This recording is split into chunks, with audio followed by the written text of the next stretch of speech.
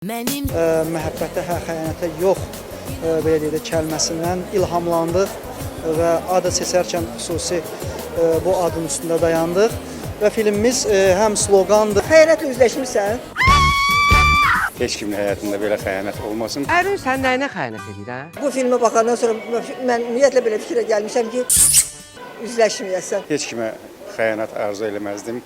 Bu cür ki üzləşirlər, heç cür üzləşməyəsən. Ümid edirəm ki, bu filmdən sonra heç kim xəyanət eləməyəcək. Bu komediyadır, amma çox aktual bir mövzuya, xəyanət mövzusuna toxunub və sərrast, yəni bu sətiraltı mənalar çoxdur, elə birbaşa mənalar da çoxdur. Mənə elə gəlir ki, aktyorlar, ümumiyyətlə başda Valeh Əhmədov olmaqla, yəni filmin rejissoru, ssenari müəllifləri, Failə və onun qələm dostları və ümumiyyətlə aktyorlar hamısı dəqiqliklə öz obrazlarını yaradıblar. Filmi bəyəndim, biraz mənim tərəfdən təvazökarlıq çıxmır, amma ki, mən elə gəlir ki, xəyanətlə üzləşən hər bir tamaşaçı mütləq gəlib bu filmə baxmalıdır. Valeh Əhmədovun filmi inanıram ki, gözəl bir film olacaq. Allahın köməyi ilə. Valehin imzasına bələdəm və inanıram ki, maraqlı bir iş ortalığa çıxacaq və tanıdığım çox aktyorlar orada oynayır. Bir də bugünkü gündəmin damarını tutan bir komediya olmalıdır. Hal-hazırda özüm də böyük maraqla, səbirsizliklə gözləyirəm ki, film başlasın. Baxa görə uşaqlar nə ediblər. Ayseldir də, gəlib bizə kitab oxumağa. Mən inanıram ki, maraqlı olacaq, biz güləcək. Əsası mən bura gülmək üçün gəlmişəm. Gülməli, maraqlı, romantik bir film olsun. Çünki romantik komediyalara məncə bizim bazarda ehtiyac var. Yaxşı personajlara ehtiyac var və filmin yaradıcıları inşallah ki, elə bir iş görüblər. Azərbaycan kinosu kommersiya filmi get-gedə inkişaf edir və bu sahədə Valeh Əhmədovun da öz rolu var. Valeh Əhmədov qabaq ssenarist kimi tanıyırdıqsa, indi rejissor kimi də, prodüser kimi də artıq tanımağa başlamışıq. Artıq onun 3-cü ya 4-cü filmidir. Filmi izlədim, inşallah tamaşaçıların da xoşuna gələcək film. Həm əsasən xəyanət mövzusudur, amma tək hansısa qadının və yaxud da kişinin xəyanətindən söhbət getmir. Bu ümumi bir mövzuya ümumi şəkildə toxunulub, hər tərəfli şəkildə və təbii ki, humoristik şəkildə.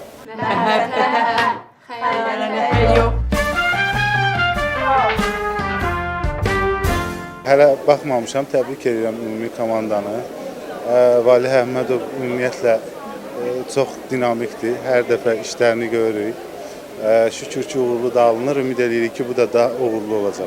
Valeh Əhmədovu bir müəllif kimi yaxşı tanıyıram, vaxtilə bərabər də çalışmışıq. Onun qələmi kifayət qədər həm maraqlı, həm də deyərdim güclü qələmdir. Ümumiyyətlə, komandaları güclü komandadır. Öncəki filmini də sevərək izləmişdim. Düşünürəm ki, tamaşaçılar da bəyənmişdilər evdə qalmış filmini. Bugünkü filmdən də, belə deyim, həm mənalı istirahət, həm də xoş yumor dolu dəqiqələr gözləyirəm. Son vaxtlar komediya janrında çəkilən filmlər bir var şit bir komik janr. Bir də var ki, ciddi gülüşlə tamaşaçıları cəlb eləməyə bacarasan. gör kimə görə? Film çox gözəl alınıb. Mən belə başa düşürəm ki, tamaşaçılar daha yaxşı qəbul edəcəklər. Çünki filmi izləyəndə mən hiss eləyirdim ki, tamaşaçılar necə izləyirlər bunu. Görün kimlər rol alıb burada. Xalq artistləri Həmidə Ömərova, Sabir Məmmədov, Şamil Süleymanlı, əməkdar artistlər Vaqif Kərimov, Rövşən Kərimduxt, aparıcı Mətanət Əlverdiyeva, rejissor Aqil Emquliyev, həmçinin aktyorlar Nicat Rəhimov, Aysel Səlimli, Rəsul Abbasov, Aydan Ağayeva, Şəms Allahverdiyeva, Tərlan Nur Yaşar. Hamılıqla sizi güldürməyə toplaşıblar bu ekran əsərində. Mənim 12-ci tam metrajlı filmimdir kinoteatrlarda. Belə deyim də, film haqqında təəssüratlar çox yaxşı, çox doğma, mehriban kollektivlə işlədik və Valeh qardaşım çox istedadlı insan, rejissorumuz, filmin rejissoru doğrudan da əlindən gələnədir ki, bu film maraqlı, baxımlı, gülməli olsun. Bu janr romantik komediya janrıdır. Biraz burada fərqlilik eləmişəm, belə deyim, başqa filmlərdən savayı. Mən hamını bu filmə baxmağa dəvət edirəm. Çünki bu film nümunəvi və maarifləndirici filmdir. Nəinki burada komediya var, burada düzdür.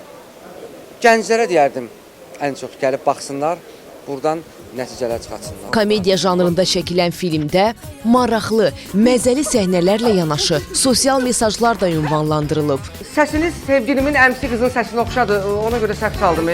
Qadınların sevəcəyi bir filmdir. Qadınlar üçün xüsusilə mövzu.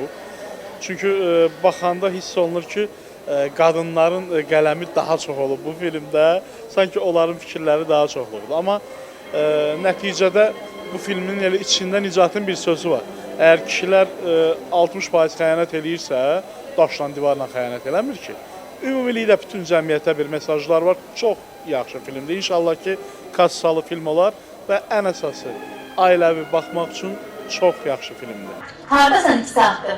Parkovkadan birbaşa otağa keçid olan oteldeydi. Üstündə tabaka, soğuk hediyə verirlər. Su aldı. İlk filmim idi, çox həyəcanlıydım. Amma baxdım, çox bəyəndim, çox güldüm. Ümidvaram ki, tamaşaçılar da bəyəndi. Baxanlar da sonra bəyənəcəklər. Gör kimə görə? Filmlə bağlı onu deyə bilərəm ki, əslində romantik komediya kimi görünür, amma içində çox böyük mesajlar var. İndi spoiler vermək istəmirəm, özünüz izləyəndə görəcəksiniz. Mən öz filmimdə deyə demirəm, mən çox bəyəndim, ümid edirəm siz də bəyənərsiniz. Mənim ilk filmim idi, ona görə biraz həyəcanlıydım. Amma obrazımı çox sevdim, çox bəyəndim və sevərək oynadım. Ümid edirəm ki, izləyicilər də sevərək izləyər. Biz səhnələri hər dəfə çəkdikcə adam düşünə bilmir ki, sonunda nə olacaq. Mən çox bəyəndim, bol-bol güldüm. Hətta mən ilk dəfə ssenarini oxuyanda belə, ilk oxuduğum vaxtlarda orada səhnələr vardı ki, həqiqətən də artıq gördüm ki, üzümdə gülüş yaranıb. Bunları həqiqətən monitorda görmək çox maraqlı idi. Qeyd edək ki, ekran əsərinin quruluşçu rejissoru Valeh Əhmədovdur.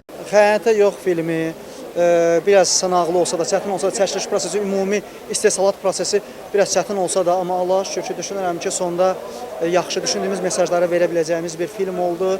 Düşünürəm ki, film sektorunda öz yerini tuta biləcək bir filmlərdən olacaq. Yəni ümidliyəm ona, belə iddialı böyük danışmış olmayım. Götürürsən onu, gedirsən toya. Bəylə gəldin Love Stories-ına baxaq. Filmin sujet xətti xəyanət motivi üzərində qurulub. Toy günündə hamının gözü ekranlara dikilib. Bəylə gəlinin love storiesini gözlədiyi vaxt gözlənilməz səhnə ilə qarşılaşırlar. Məclisdəkilər bəyin xəyanət videosuna baxmalı olurlar. Aləm bir-birinə dəyir. Mərəkə qopur, toy dağılır. Qadınlar birləşib gizli plan quraraq hərəkətə keçirlər. Onların intiqamı isə ağır olur. Qadın hiləsinin gücü izləyiciləri çox təəccübləndirəcək. Xəyanət edənlərin cəzası isə gülüş mənbəyinə çevriləcək. Əslində xəyanət mövzusu elə mövzudur ki, bəlkə də o mövzuda hər kəs səmimi olmur. Ona görə də çox adamı əslində bu filmin nə dediyi, filmdə hansı fikirlərə belə deyim, vurulduğu yəqin ki, maraqlıdır. Ona görə də tamaşaçıların gəlib baxıb o suala özləri üçün bir cavab tapmağını, o ifadəyə özləri üçün bir cavab tapmağını arzu edirəm ki, gəlsinlər, baxsınlar.